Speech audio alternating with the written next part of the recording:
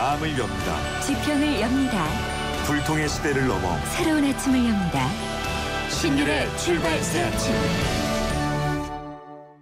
신율의 출발 새 아침 3부 순서 광고 듣고 시작합니다. 네, 2588 대리운전 국주다. 오빠야, 네 많이 묻다 이가.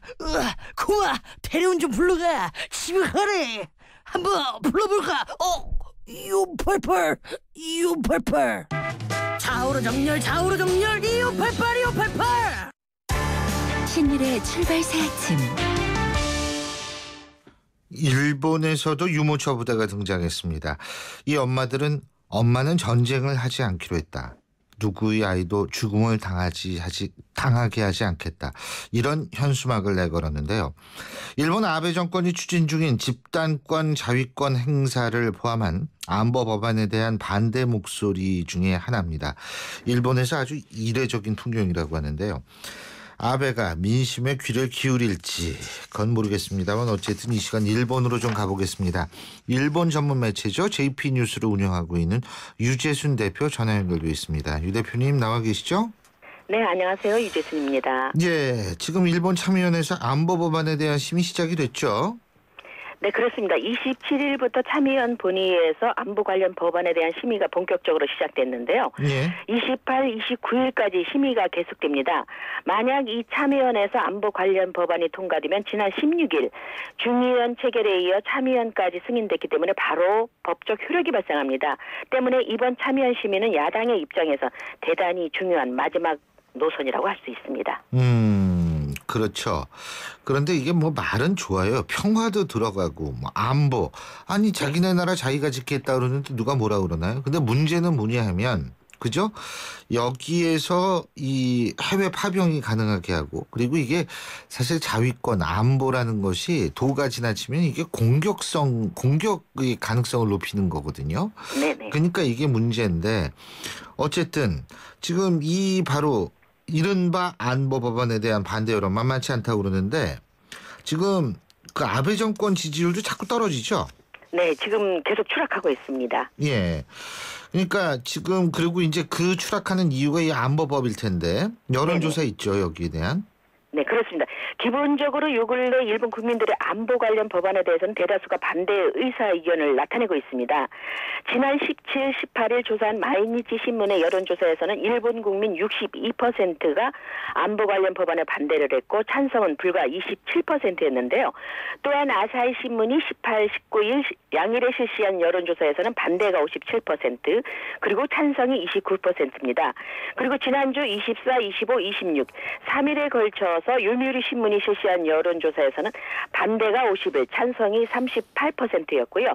역시 같은 날짜에 실시한 니케이 신문의 조사에서도 반대가 57, 찬성이 26%로 나타나 전반적으로 일본 국민 반 이상이 아베 정부가 강력하게 추진하고 있는 안보 관련 법안에 대해서 반대 의견을 나타내고 있는 것으로 나타났습니다. 자, 이제 그래서 유모차 부대가 등장한 건데 이게 네. 일본에서 이런 시위가 아주 드문 모양이죠? 네, 그렇습니다. 지난 일요일 26일에는 일본 전국에서 동시다발적으로 유모차 부대가 중심이 된 시위가 있었는데요. 아이를 안거나 혹은 유모차에 태운 엄마들이 군중 선봉에 서서 거리 행진을 벌였습니다. 엄마들의 손에는 아이들뿐만 아니라 누구의 아이라도 죽게 할 수는 없다라는 그 플랜카드와 전쟁 노라는 분홍색 풍선을 들고 행진을 했습니다. 또 희망과 전진이라는 꽃말을 가진 거베라꽃을 하나로 안고 시위에 참가하게 됐는데요. 이는 평화를 완곡하게 표현한 행동이라고 그럽니다. 그런데 제가 뉴스를 보니까 중학생들도 시위를 하더라고요. 중학생들뿐만 아니라 초등학생들까지 시위에 전국에서 참가를 했습니다. 그러면은 시위 규모가 상당하겠네요. 네, 그렇습니다. 지난주 26일에 그 일요일이죠. 시위만 해도 도쿄, 교토, 후쿠오카 등 대도시를 중심으로 한 동시다발적 엄마부대 시위가 있었는데요. 도쿄 시내 중심가인 시부야에서도 유모차 부대의 시위 참가자 수는 약 2,500명으로 지금까지는 이례적인 일로 알려졌습니다. 그리고 후쿠오카와 교토에서도 이와 비슷한 규모의 엄마부대 시위가 있었던 것으로 알려졌습니다. 예, 일본은 평상시에 시위가 많나요? 우리는 시위가 주말이면은 그냥 시청 앞 광장이 그냥 막 마비가 될 정도로 시위를 자주 하는 경우도 있는데 어때요, 일본은? 일본에서도 없는 건 아니고요. 예. 시민단체를 중심으로 국회의사당 앞에 가면 매주 주말이면 시위하는 모습을 볼 수 있습니다. 다만 구도 그렇고 굉장히 조용하게 시위를 하기 때문에 일반인들에게는 곧장게 눈에 띄는 그 스타일은 아닙니다. 그런데 이번 시위는 눈에 띄는 스타일이다. 네, 그렇죠. 그렇죠. 그 모인 숫자도 이제 그런 시위보다는 훨씬 많다. 네, 그렇습니다. 그렇게 봐도 되나요? 네, 그렇습니다. 매스컴에서 보도 잘하고 있습니까? 매일 연일 그 특집으로 보도를 하고 있는데요. 예.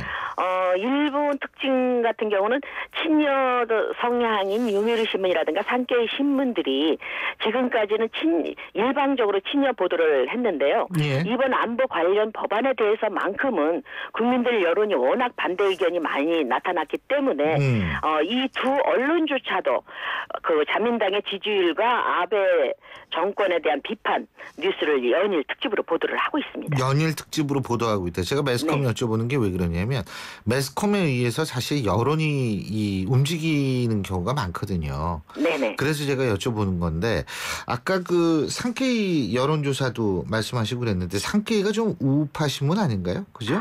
일방적인 친여 성향이죠. 그렇죠. 요미우리 신문도 마찬가지입니다. 요미우리도 마찬가지고 그런데 네. 여기에서의 여론조사조차도 뭐 압도적으로 이 법안에 반대다. 그죠? 네. 이렇게 되고 언론도 그렇다면은 사실 여론이 상당히 더 들끓을 가능성은 있겠네요. 네, 그렇습니다. 근데 문제는 한국처럼 대통령 중심제가 아니기 때문에 예. 여기는 내각제잖아요. 예. 그렇기 때문에 국민들 여론이 아무리 강한다 하더라도 거세다 하더라도 국회에서 통과가 되면 별 영향력은 없습니다. 뭐 근데 그거는 대통령제나 내각제나 별 차이는 없는 거고요. 여기서도 뭐 네. 통과가 되면 그건 할 수가 없는 건데 중요한 것은 뭐냐면 그 이후에 있어서의 변화 가능성인데 변화 가능성이라는 건 오히려 대통령제의 그 근간을 이루고 있는 제도는 두 개거든요. 네. 하나는 임기제, 하나는 권력 분립인데 내각제 같은 경우에는 임기제가 아니지 않습니까? 네, 그렇기 그렇습니다. 때문에 실제로 여론이 나빠지면 아베 정권이 바뀔 수 있는 가능성이 있는 거 아니겠어요? 지금 현재로 봐서는 거의 불가능하고요. 그 이유가 그리고 뭐죠? 오는 9월에 그 자민당 총재 선거가 있습니다. 예. 자민당 총재가 되면 바로 수상으로 연결되는 수상이 되는 것인데요. 예. 이번 선거 후보에 역시 아베 수상이 현 수상이 가장 유력합니다. 하지만 변수가 없는 것도 아닌데요. 예. 만약 지금의 여론이 계속해서 높아져 간다면 예. 아베 수상에 맞서서 대립할 수 있는 자민당 내의 후보자가 나타날 수 있습니다. 이에 강력한 후보로 나타난 것이 이시바시 전 방위청 장관입니다. 그러면은 그 전 방위천 장관이 되든 누가 되든 간에 어쨌든 다시 한번 소위 말하는 그 참의원 선거 같은 걸 할 가능성이 있다 이런 말씀이신가요? 국회 해산을 하면은 다시 선거가 시작될 수가 있죠. 그렇죠. 근데 그 여론이 안 좋아지면 아무래도 그런 가능성이 높아지는 거 아니겠어요? 그런데 예를 들어서 만약에 이번 참의원 그 체결해서 통과가 안 된다 통과가 안 되게 되면 다시 그 법안이 중의원으로 되돌아가거든요. 그래서 되돌아가서 다시 표결에 붙이는데 문제는 자민당 내 의석수가 과반수를 넘습니다. 그래서 다시 표결에 붙인다 하더라도 과반수를 넘기 때문에 중의원에서 3분의 2의 과반수를 넘기게 되면 그대로 결정이 됩니다. 아니 그 법은 결정이 된다 하더라도 제 말씀 뭐냐면 법이 통과가 될까 안 될까 이 말씀을 여쭈는 것이 아니라 네. 지금 예를 들면은 의회 해산이라든지 이런 거를 통해서 네. 다시 한번 선거를 치르게 된다면 네. 실제로 지금에 있어서의 아베 지지율을 봤을 때에는 좀 달라질 수 있는 가능성이 있지 않을까 해서 저는 이 정권 교체라든지 어떤 그 선거가 다시 치러질 가능성에 대해서 여쭤보는 겁니다. 네, 문제는 참여한 선거의 예를 들어서 안보 관련 법안이 최종 체결되기 이전에 국회 해산이 선거가 돼서 정권 교체가 이루어진다면 안보 관련 법안도 당연히 영향을 받게 되는데요. 만약의 경우와 체결된 이후에 선거가 이루어진다 그러면 안보 관련 법안은 그대로 시행이 됩니다. 물론 그거야 당연히 네. 그렇게 되겠지만은 제가 여쭤본 거는 네. 법안은 왜 없는 걸로 칩시다. 예? 네네. 지금 아베 지지율이 자꾸 떨어지죠. 네네. 자꾸 떨어져가지고 막 20% 10%가 만약 된다라고 가정을 했을 때에는 네. 선거가 다시 치러질 가능성이 있느냐 이런 얘기를 여쭤본 거예요. 지금 네, 가능성이 아주 높습니다. 만약에 변수가 한다면. 예. 아, 그리고요. 네. 어쨌든 지금 혹시 이런 분위기라는 것이 그동안 일본 내에서 혐한 분위기라는 것이 있었지 않습니까? 그죠? 네, 그렇습니다. 그 분위기에는 어떤 영향을 미칠 수 있을까요? 영향이 없다고는 할 수 없지요. 왜 그러느냐 하면, 혐한의 그 저변에는, 배경에는 아베 정권, 우익 성향의 아베 정권의 그 힘도 있었거든요. 영향이 있었거든요. 예. 그렇기 때문에 아베 정권이 지지율이 지금 현재 30%대입니다. 예. 그렇기 때문에 점점 추락한다고 하면 혐한 분위기에도 찬물을 끼얹는 격이 되기 때문에 영향이 없지는 않습니다. 아니, 제가 좀 걱정이 되는 게 얼마 전에 보니까 그 일본 내에서 특히 이제 네. 동경 그쪽에서 신주쿠 그쪽에서 네. 이 식당이나 이 장사하시는 우리나라 한인 교민들 있지 않습니까? 네. 이분들이 요새 굉장히 그 혐한 시위 때문에 이 힘드신 모양이더라고요. 예? 네, 속된 말로 파리를 날리고 있다고 그럽니다. 글쎄요. 난 그래서 그게 좀 걱정이 돼가지고 네. 이런 분위기가 혐한 분위기를 좀 가라앉힐 수 있는 그런 계기가 됐으면 좋겠다. 이런 생각도 좀 들게 되네요. 네, 그렇습니다. 그 일본 출판가에서도 혐한 책이 베스트셀러가 될 정도로 글쎄요. 요즘 불황에서도 극심한 불황에서도 예. 혐한 책만은 20만 부 이상을 팔릴 정도로 그런 분위기였는데 지금은 소강 상태에 접어들었습니다. 예. 아유, 어쨌든 참 이런 일들이 좀 빨리 어떻게 정리가 좋은 방향으로 됐으면 좋겠는데 오늘 말씀 여기까지 듣죠. 고맙습니다. 네, 고맙습니다. 예, 일본 현지에 있는 계신 분이죠. JP뉴스의 유재순 대표였습니다. 신율의 출발새 아침 오늘 순서 시작합니다.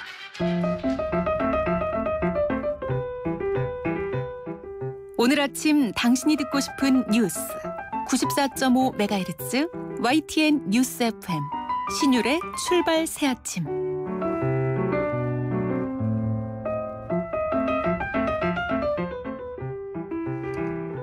지난 27일이었었죠. 대구의 한 골목에서 스토킹에 시달려왔던 여성이 끔찍하게 살해당하는 사건이 있었습니다. 피해자는 숨지기 전에 경찰과 스토킹 관련 상담까지 한 것으로 알려졌는데요. 이게 좀 사전에 막을 수 있었지 않을까라는 그런 안타까움이 굉장히 큽니다. 건국대학교 경찰학과 이용혁 교수 연결해서 자세한 얘기 들어보겠습니다. 교수님 안녕하십니까? 예, 안녕하십니까? 이 피해자, 그러니까 스토킹을 당해온 여성이 결국 이제 피해자가 된 거죠. 그죠? 네, 그렇습니다. 예. 49살 이제 여성인데요. 49이요? 네네. 더군다나 그 집 불과 그 5m 앞에 있는 그 현장에서 이제 피살이 된 거였습니다. 예. 그런데 이 살해되기 한 달 전에 뭐 경찰에게 여러 가지 도움 요청도 했고, 예. 물론 이제 그 어떠한 관계로 그 스토커가 이렇게 괴롭혔는지, 그러니까 일방적으로 쫓아다닌 건지 아니면 나름대로 교제를 했던 건지, 왜냐하면 전혀 일면식이 없는데 망상적 애정 관계로 내가 저 사람의 연인이다 뭐 이렇게 해서 쫓아다니는 사례도 있었거든요. 과거에 뭐 유명한 연예인 같은 경우 뭐 김창완, 뭐 도지원 뭐 이런 사람들도 스토커에 의해서 많이 괴롭힘 당했는데, 그렇죠. 어쨌든 간에 그 지속적인 괴롭힘 행위로 결국은 살해까지 생긴 끔찍한 사건이 아닌가 생각이 듭니다. 근데 이 경찰, 이 사람이 이제 이 돌아가신 분께서 경찰에 도움을 요청한 거 아니에요? 상담을 받았다는 거는 결국은 그지 않습니까? 네, 그렇습니다. 근데 그러면 경찰은 무슨 도움을 준 겁니까? 결국은 이제 뭐 상담을 하고 그 다음에 이 용의자로 지목을 한 사람이 정말 일정한 위협과 협박을 했는가에 있어서 이미 그 제출 형식으로 그 휴대폰에 대해서 조사를 이렇게 했고요. 그런데 이것이 스토킹이라고 하는 것과 협박 그 한계가 좀 애매하다 보니까 뭐 구체적인 처벌까지 가지 못했고요. 그래서 안심하게 지내야 된다라고 상담, 그리고 저녁 시간에 이른바 그 안심 귀가 서비스라고 하는 것이 있는데요. 예. 소위 말해서 이 심야 시간이라든가 특정 시간에 그 청소년이라든가 뭐 여성들을 이렇게 그 집 앞까지 동행하는 뭐 이런 서비스를 이제 몇 해 그 시행을 했었죠. 다만 이제 그럼에도 불구하고 결국 이 끔찍한 살해 사건이 발생했다라고 하는 점에서 스토킹과 관련된 여러 가지 법 제도에 하나의 그 구멍이 있는 것이 아닌가라고 하는 사항이 지적되고 있는 것이죠. 근데 제가 궁금한 게 이 스토커하고 스토킹을 당한 여성하고요. 네. 원래 알았던 사이예요? 근데 그 부분이 지금 명확하게 지금 알려져 있지는 않은 것 같은데요. 그 스토커들을 조금 분류를 해보면 예를 들면 일정한 사회적 교제 관계가 있어서 이를테면 사귄 다음에 이별 선언을 해서 헤어졌지만 그렇죠. 이것을 받아들이지 못하고 계속 이제 스토킹을 하는 이런 유형이 있고요. 예. 또는 그 초기 단계에서 이른바 그 구애 행위죠. 예. 바꿔 얘기하면 10번 찍어 안 넘어가는 나무 없다 예. 라고 하는 식으로 계속 이제 추궁되는 행위. 뭐 예를 들면 선물 갖다 주고 뭐 쫓아다니고 집 앞에 서 있고 뭐 이런 행위. 그런데 과연 이제 이번 사례에 있어서는 이 어느 양상에 해당되는 건지 일정한 교제를 했던 것인지. 그런데 지금 피해자는 또 주부로 뭐 이렇게 알려져 있기도 하는 것 같기 때문에 이 어떠한 둘 사이의 인간관계였는가. 또 극단적인 경우에는 그 망상적 그 애정으로 스토킹을 하는 경우도 있습니다. 바꿔 얘기하면 전혀 알지를 못하죠. 그러니까 스토킹의 피해자는 전혀 모르는 사람인데 자기는 아주 저 사람의 뭐 남편이다, 저 사람의 여자친구다, 저 사람의 아내다라고 해서 극단적인 경우에는 심지어 그 상대방의 집 앞에 밖뿐만이 아니고 집 안에 들어가서 아예 그 기다리고 있는 경우도 이제 많이 있단 말이죠. 그래서 이번 사례는 어쨌든 간에 어느 정도 면식 관계가 있는 것이 아닌가 일단 뭐 추정이 됩니다.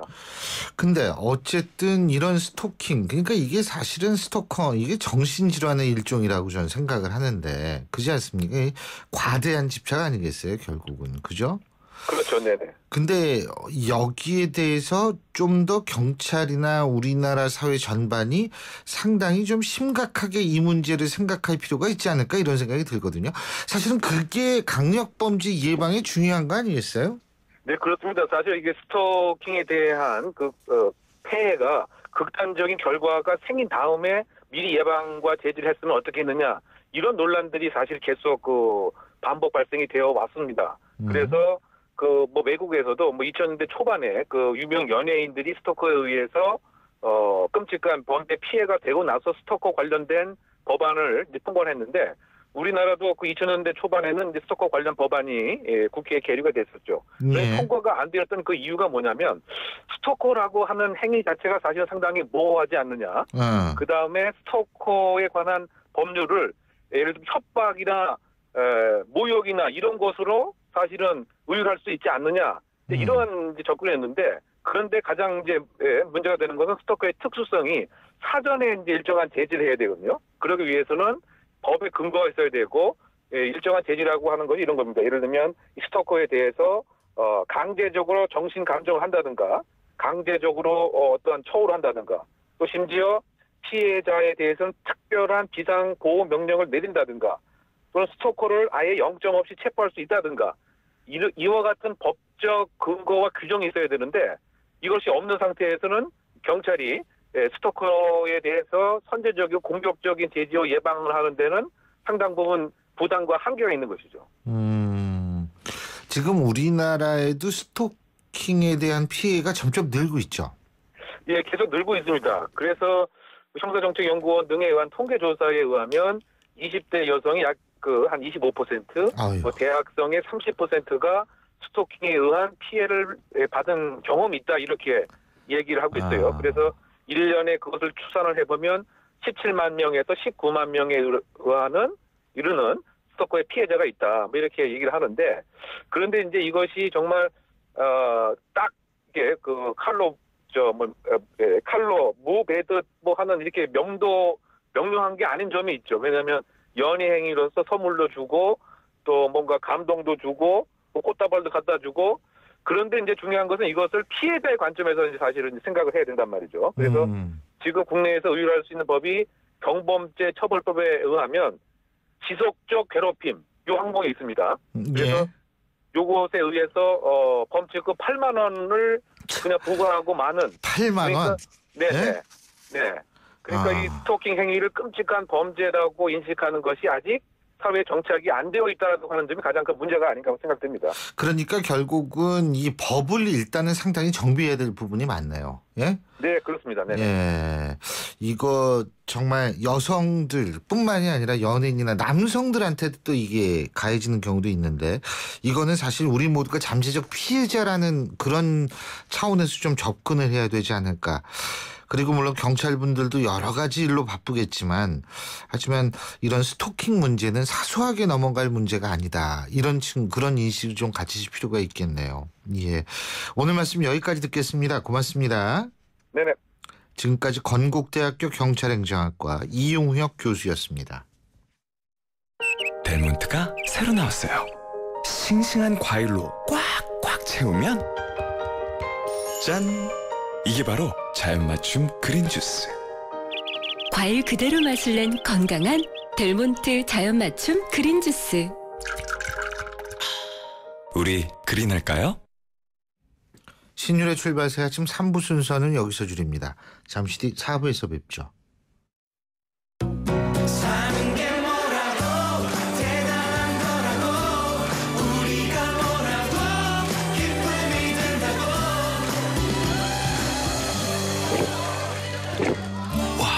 왜 이렇게 잘 넘어가?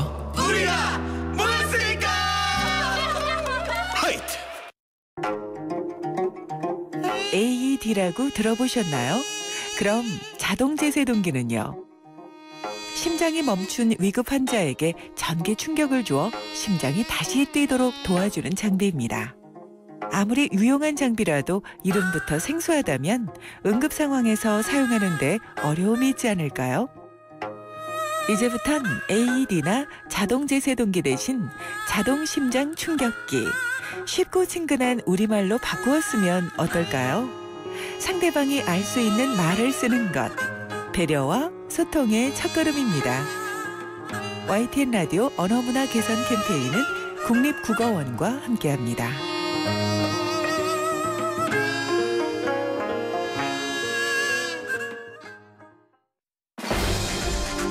날카로운 분석, 내일을 보는 시선, 신율의 출발새 아침. 신율의 출발새 아침 4부 순서 광고 듣고 오겠습니다. 안녕하세요. 유플러스 모델 보아입니다. 최신 영화 미드부터 인터넷 강의와 맛집까지 보고 싶은 비디오를 검색하면 카테고리별로 보기 쉽게 정리해주는 국내 최초 LTE 비디오 포털. 이제 보고 싶은 비디오 마음껏 즐기세요. 예, 지금 8시 32분 44초 지나고 있는데요. 자, 비 내리는 아침에 교통 상황 알아볼까요? 유보영 캐스터. 네, 출발새 아침 교통정보입니다. 곳곳에 비가 내리면서 정체도 제법 긴 상태인데요. 사고 소식이 계속 끊이지 않고 있습니다. 국회대로 여의도 쪽으로 신월나들목에서 화곡 고가 방면으로 1차로에 승용차끼리 부딪히는 사고가 났습니다. 때문에 이 부근 정체되고 있고요. 강변북로도 앞서 일산 쪽으로 한남대교 부근에 사고가 났는데요. 사고 차량 처리가 아직도 마무리되지 않고 있습니다. 때문에 성수대교부터 여파를 받고 있고 이후로 마포대교까지도 속도를 못 내고 있습니다. 반대쪽으로는 가양대교에서 반포대교까지 긴 구간 차간 거리가 좁혀져 있고요. 내부순환도 성산 쪽으로 홍제램프 부근에 고장차가 서 있습니다. 때문에 홍지문 터널 이전부터 종암분기점부터 차간 거리가 좁혀져 있고요. 그 밖에 신촌로 도심 쪽으로 창천 삼거리에서 신촌 기차역까지 그리고 양화로가 창천 삼거리에서 서교동 4거리까지 더딘 흐름 보이고 있습니다. 출발새 아침 교통정보 유보연이었습니다.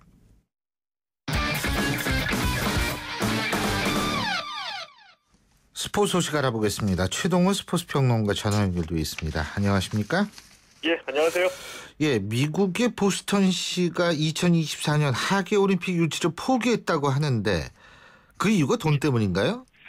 예, 그렇습니다. 왜냐하면은 간단하게 말씀드려서 이 올림픽 경제 휴가는 불확실한데 재정 부담이 막대하기 때문입니다. 이 보스턴시가 지난 1월에 이 로스앤젤레스, 샌프란시스코 그리고 이 워싱턴 DC와 함께 2024년 올림픽 유치 후보 미국 내 도시로 선정이 됐거든요. 예.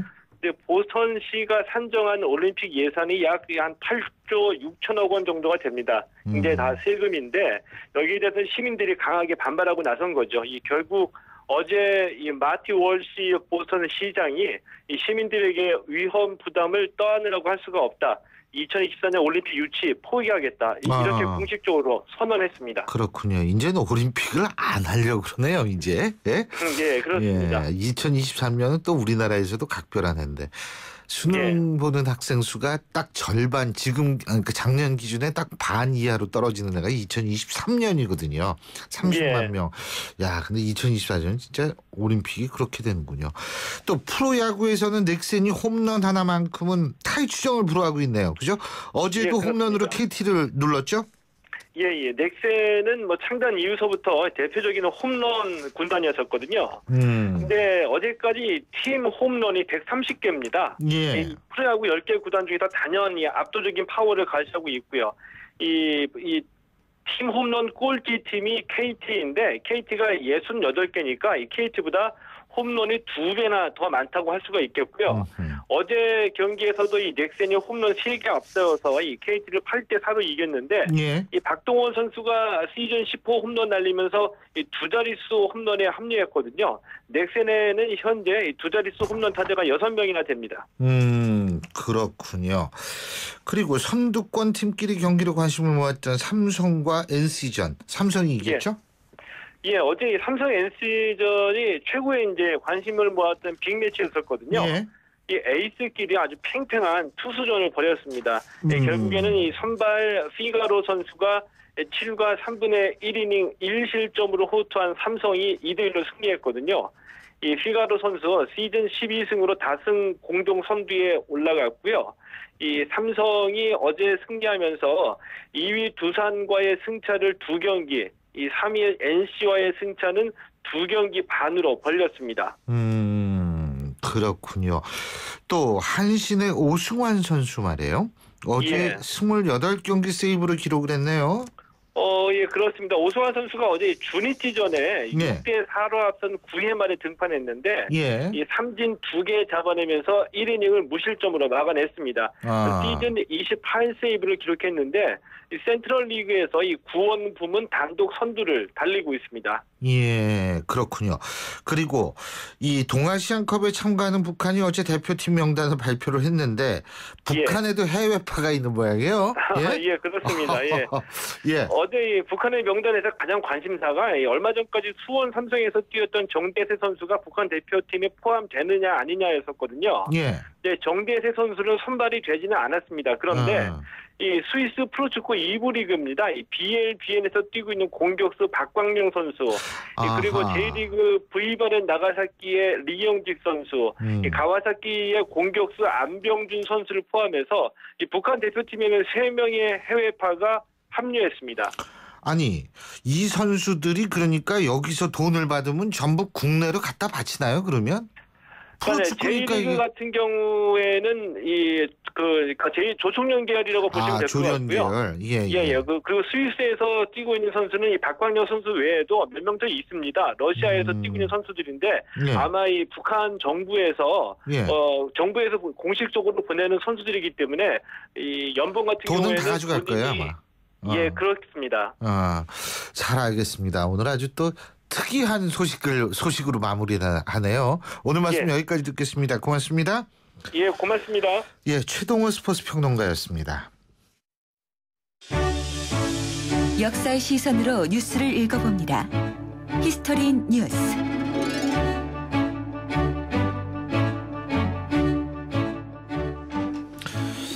여러분 영화 암살 보셨는지 모르겠습니다. 개봉 7일 만에 400만 관객 돌파했다고 하죠. 이 근데 암살의 내용이 바로 우리 그 독립운동하던 그 내용입니다. 오늘 그래서 히스토리 뉴스에서는 영화 암살의 계기로 이 문제 좀 알아보죠. 역사학자 전우영 박사님 스튜디오에 모셨습니다. 어서 오십시오. 네, 안녕하세요. 예, 어제 나온 기사에 이런 게 있다고 그러네요. 박경목 서대문 형무소 역사관장이 수영기록 카드를 분석을 해서 논문을 썼는데 수감자 대부분이 사상범이었고 서대문 형무소는 10명 중에 1명은 10대였다. 이거 어떻게 보셨어요? 특별한 내용이라고 보기는 좀 어렵고요. 두 가지를 좀 이제 현재 요즘 이제 방송 들으시는 애청자분들께서는 야, 뭐 너무 어린 애들까지 독립운동으로 잡아간 거 아니냐 생각하시겠지만 두 가지를 좀 주목하셔야 될 것 같아요. 하나는 사상범이라고 하는 것이 근대 국가에 존재할 수 있는 범죄자냐. 이게 이제 별다른 게 아니고 되게 무슨 독서회 아니면 무슨 출판물 이제 그 인물 작성해서 뿌렸다든가 그러니까 구체적인 범죄 행위라기보다는 이제 그런 것들로 잡아놨기 때문에 상대적으로 학생 비중이 높았고요. 두 번째로는 10대라고 하는 나이가 이제 그 기대수명 평균 80세가 된 지금에 생각하는 10대하고 그렇죠. 그 당시 10대하고는 전혀 이제 느낌이 다르죠. 4.19만 해도 맞습니다. 10대들이 일으킨 일이잖아요. 그러니까 당장 뭐 잘 아시죠. 김주열 열사 그렇죠. 같은 분이요. 이제 유관순 뭐 열사도 이제 16세였고요.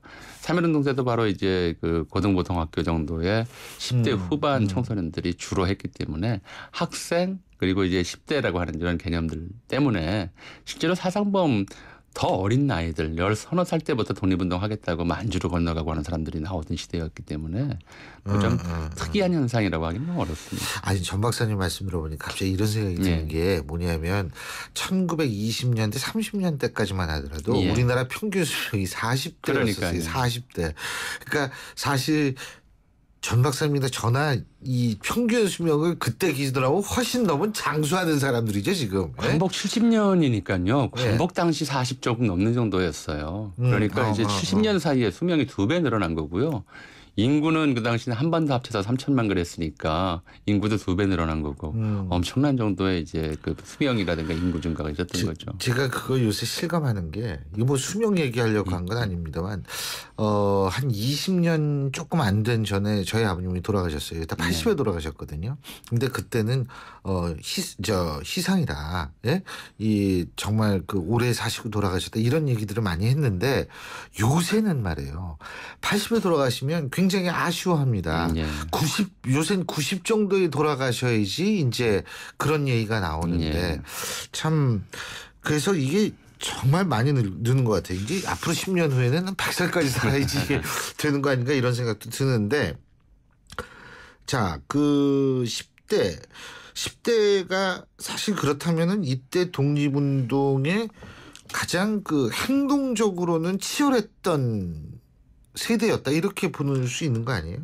그러니까 가장 이제 감성이 예민하고 또 이제 불의에 대해서 좀 이렇게 잘 잡기 어려운 세대이긴 한데 그보다는 일제가 독립운동을 탄압하는 방식 자체가 죄인을 많이 양산하는 방식이었죠. 그러니까 무슨 이제 그 근대법적 개념에 보면은 이제 뭐 이게 꼭 민주주의는 아니라 하더라도 뭐 행위가 없으면 처벌할 수가 없는 거잖아요. 근데 단지 이제 생각만으로도 불온한 사상을 가졌다든가 독립사상을 가졌다든가 또는 그 독립사상을 고취할 우려가 있다든가 이런 것조차도 처벌 대상으로 삼았기 때문에 그래서 뭐 사실은 이제 그 한국의 특수 상황 때문에 이제 우리나라에서도 최근까지도 무슨 뭐 이제 어떤 책을 소지했다 또는 읽었다. 이것만 가지고 처벌되는 사례들이 있었잖아요. 그게 치안유지법 자체의 이제 유패다, 잔재다 이렇게들 얘기를 하는데 이제 1926년에 일제가 치안유지법이라는 걸 제정을 해서 구체적인 행위나 어떤 행위에 관한 모의가 없어도 무슨 이제 궁극적으로 그와 관계된다고 판단하면 처벌할 수 있게 법을 만들었기 때문에 그래서 이제 그런 식의 죄수들이 막 양산이 됐던 거죠. 박사님 그 저 암살 보셨어요? 못 봤습니다. 아직. 못 보셨죠? 저도 사실 이게 제 취향의 영화가 아니에요. 저 영화 참 좋아하는데 제 취향의 영화는 아닌데 이 영화가 1930년대 상해를 배경으로 했다고 그러는데 이때 상해가 어떤 분위기였어요? 거기 이제 국제도시였죠. 아시아 최대의 국제도시였고 또 영국, 프랑스 공동조개 유럽 세력의 이제 아시아 진출 교두보였으면서 유럽의 조개 지역으로서 이제 중국 정부라든가 일본 정부의 행정력이 미치지 않는 그런 지역이었기 때문에 비교적 이제 아시아에서 가장 자유로운 공기를 호흡할 수 있었던 것이다라는 것이고요. 또 특히 임시정부가 이제 여기서 만들어졌던 것은 거기 와 있는 이제 영국, 프랑스인들을 통해서 이제 외교 운동을 하기에 좀 편하다라고 하는 판단들이 있었던 거고요. 그런 것이었고 이제 국내에서 간다면 바로 이제 인천항에서 배를 타면 상해로 직항하는 배가 있었고 아니면 이제 천진 거쳐서 이제 가거나 이제 교통편도 굉장히 편한 편이었고요.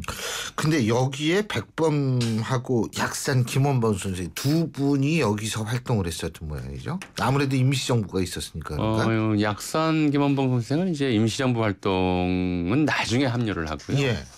원래 이제 국내에서 활동을 하다가 예. 대한광복회라고 하는 이제 사건 그 단체가 있었어요. 독립운동단체 제일 어린 이제 회원으로 활동을 하다가 망명을 해서 3.1운동 이후에 그곳에서 이제 산에서 의열단, 조선의열단이라고 하는 단체를 만들죠. 그런데 이제 이 상황이 그 뭐 이 영화와 제가 못 봤기 때문에 그렇습니다만은 괜찮아요. 3.1운동이라고 하는 것이 굉장히 좀 큰 역사적 사변이었어요. 그러니까 아시다시피 전국적으로 수천 명, 수만 명이 잡혀 들어갔고 또 실제로 통계에 잡히지 않은 희생자들이 많았는데 그렇게 희생당한 사람들이 뭐 아버지이거나 형이거나 이런 학생들 많잖아요. 그러니까 3.1운동 이후에 10대 초반 심지어 15, 14살 이런 아이들이 혼자서 독립운동 하겠다고 중국으로 건너가는 자리들이 생겨요. 이게 이제 원수를 갖겠다는 거죠. 예. 그렇게 이제 피 끓는 가족의 원수죠. 그렇죠. 가족의 원수이자 민족의 그럼요. 원수이고 이러니까 그러니까 이런 이제 피 끓는 젊은이들을 새로운 이제 그 뭐랄까요 독립운동 조직원으로 확보를 하게 되고 또 그들의 그런 이제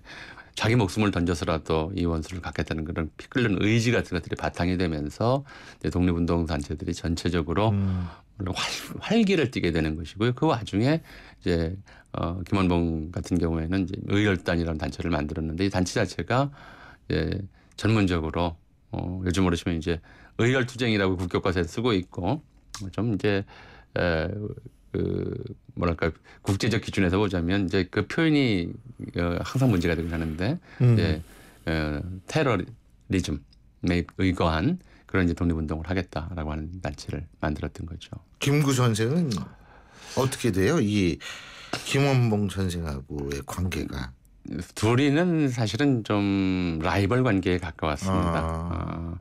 의열단 활동이 많이 이제 좀 쇠퇴해진 다음에 임시정부도 좀 30년대 들어가면 동력을 많이 상실하는데 그 동력을 좀 회복하는 겸 또 사실은 중국에서 활동하다 보니까 아무래도 장개석 정부하고의 관계가 좀 미묘하게 작용을 했죠. 그러니까 장개석의 지원을 받아야 되니까 누구에게 지원을 요청할 것이며 누구를 지원할 것인가 하는 문제들이 걸려 있으니까 이런 문제들 때문에 다소 좀 이렇게 좀 뭐랄까요 서로 엇갈리는 부분들이 있었고요. 그래서 의열단이 활동이 약화된 다음에 김구 선생이 이제 한인 애국단이라고 하는 역시 이제 그 의열 투쟁 단체를 만들죠. 그렇게 해서 의열 투쟁이라고 하는 건 이제 그 조선 의열단에서 한인 애국단으로 이어지고 그리고 그 다음에 이제 김원봉 선생이 임시정부 국무부장으로 나중에 참여하는 거죠. 지금 박사님 말씀 들어보면 솔직한 얘기로 그때 당시에 독립운동 하는 분들 사이에서도 이른바 계파가 좀 있었던 것 같다는 생각이 들거든요. 계파가 많았죠. 계파가 많았어요. 많았고. 계파가 우리 피 속에 흐르고 있는 건가 이게? 그건 어느 나라나 그렇겠죠. 예, 물론 그렇죠. 제가 그래서 항상 얘기하잖아요. 정당에서의 계파는 자연스러운 현상이다. 그건 청산의 대상이 아니에요. 사실은 계파 패권주의가 있다면 그건 문제가 되겠지만 계파끼리 건전한 경쟁 을 하는 거는 오히려 민주주의를 지킬 수 있는 가장 보루거든요. 어떤 집단이든 간에 민주주의라고 얘기하는 것은 이제 이견의 존재를 존재로 하잖아요. 네. 뭐 서로 비슷한 사람들끼리 뭉쳐서 이제 자기 주장을 하는 거야 당연한 현상인데 그거를 이제 배격하는 것 자체가 문제인 거죠. 일제강점기 독립운동에서도 뭐 서북파니, 기호파니, 무장파니, 뭐 문화파니, 무단파니 파로 나누려고 하면 뭐 한두 곳도 없어요. 예, 사회주의 계열 때 무슨 뭐 서울 청년의 개니, 뭐 북풍의 개니 해가지고 많았고요. 독립운동은 아무래도 사회주의 계열이 좀 더 많지 않았을까요? 좀 더 열심히 하고 이랬다는 그렇지는 않고요. 꼭 그렇지는 이제 않아요. 국내에서 그러니까 사상범으로 단속했던 쪽이 이제 그런 쪽인 거고요. 또 뭐 아무래도 젊은층이 많이 다 했다 보니까 좀 더 오래 했던 측면이 있는데 국외운동이라고 하는 것은 뭐 어디가 압도적이었다 이렇게 얘기하기는 어렵죠. 네. 그리고 암살의 그 최동원 감독 이봉창 의사한테 피를 받아가지고 이 영화를 만들었다. 이봉창 의사. 예. 유명하신 분이죠. 예.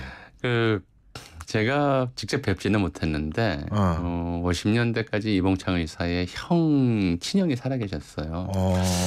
근데 제가 성함을 잊었는데 그분은 이제 명함에다가 이봉창 의사 실형이라고 이렇게 써가지고 다녔답니다. 60년대 참. 진짜 형이다. 예, 왜 그랬냐면 두 분 다 이제 한인애국단이고 한인애국단 의거로서는 이봉창 의사가 윤봉길 의사보다 먼저예요. 석 달 정도.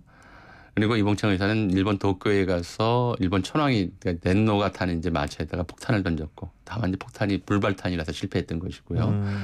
윤봉길 의사는 상하이에서 일본 군 경축행사장에 폭탄을 던졌는데 일 자체에 좀 경중으로 따지자면 폭탄이 안 터진 거 말고 우리 형이 더 큰일을 했는데 윤봉길 의사는 그렇게 국가에서 기념관도 지어주고 기념 예우를 하는데 이봉창 의사에 대한 예우는 너무 형편이 없다. 좀 어떻게 예우 좀 해달라. 이게 소원으로 이제 하고 다니다가 돌아가셨고 아직도 그래서 이제 기념사업회는 굉장히 좀 초라한 형편이죠. 아직도 그렇군요. 예, 이게 용산에 지금 사시던 집 터에 작은 표석이 서 있는데 용산에서 이제 살다가 독립운동을 하겠다고 이제 상하이로 건너가셨던 그런 분이죠. 그렇군요. 근데 어쨌든 이런 영화 계기로 해가지고 우리의 역사를 돌아보는 것은 상당히 중요한데 우리가 소위 말하는 일제 잔재 청산 이런 얘기들 많이 하지 않습니까? 아마 이 영화를 보면서 다시 한번 그런 쪽을 생각하시는 분들도 계실 수 있을 겁니다. 예? 그런데 제가 박사님께 여쭤보고 싶은 것이 독일 같은 경우엔 페어강겐하이스 베벨티궁, 페어강겐하이스 과거 베벨티궁 극복이란 단어를 쓰거든요. 근데 우리나라는 꼭 역사를 청산해야 된다 이런 식으로 얘기를 해요. 역사가 깨끗이 청소가 될 수 있는 존재일까요? 아니면 극복돼야 될 존재일까요? 둘 다 가능한 개념일 거라고 생각을 합니다. 예. 그러니까 이제 청산이라고 하는 거는 이제 예전에는 그 청장이라고 그랬어요. 그래요? 이제 장부를 다 쓰고 이제 마감한다는 거잖아요. 그러니까 과거의 어떤 역사적 사건이나 기억이나 경험 같은 경우가 이제 일정 시간이 흐르면 현재와 이제 거리를 두게 되는 거죠. 그러니까 문서도 그렇잖아요. 그러니까 몇 년 동안 이제 계속 그 행정에 참고하면서 옆에 두어야 되는 문서가 있는가 하면 몇 년 연한이라면 이제 잘 싸가지고 문서 보고에 보관시켜야 되는 것들도 있고 또 어떤 것들은 별 가치가 없어서 폐기하는 문서도 있고 그렇듯이 우리가 역사 청산이라고 쓰는 것은 과거의 어떤 사건들을 완전히 역사화한다. 그러니까 이제 대상화하는 거죠. 그래서 현재의 발목을 잡지 않도록 정리하는 과정이 이제 청산이라고 부르는 것이고요. 극복도 사실은 어떻게 보면은 이제 과거에 잘못했던 경험, 이제 그 한계들 이런 것들을 반성하고 다시는 되풀이지 하지 않도록 돌아간다 하는 얘기이기 때문에 청산이나 극복이나 궁극적으로 그것이 이제 역사적으로 지향하는 바는 어떤 역사적 사건 자체를 현실과는 거리가 있는 것으로 이제 정리할 수 있어야 한다는 것이고요. 그러려면 그 사건들이 다시는 이제 잘못된 측면이라면 되풀이되지 않도록 반복되지 않도록 이제 확실히 정리를 해야 되는데 이제 그 정리가 안 됐기 때문에 청산에 실패했다, 청산을 못했다, 아직도 여전히 남아있는 현재의 일이다 이런 얘기가 나오는 거라고 생각을 합니다. 외국 같은 경우에도 청산이 깨끗이 될 수가 있었나요?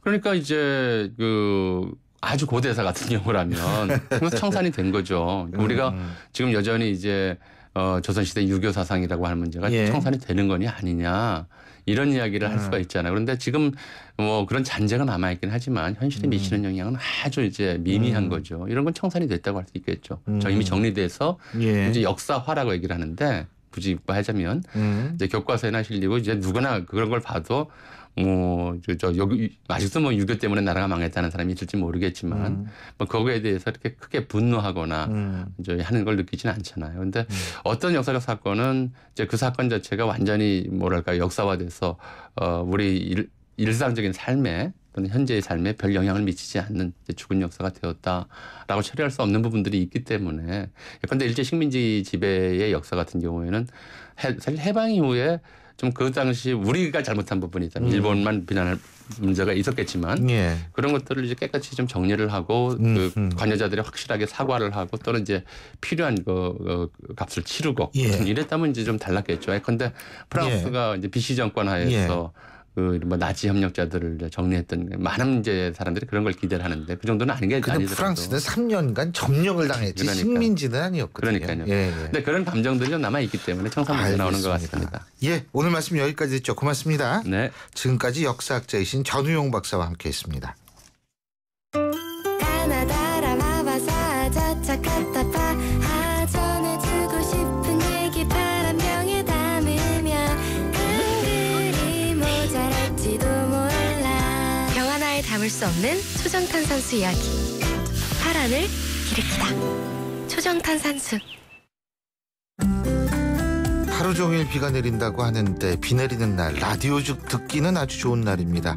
저희가 준비한 순서는 오늘 여기까지고요. 저는 내일 오전 7시 15분에 다시 오겠습니다. 지금까지 신유리였습니다. 고맙습니다.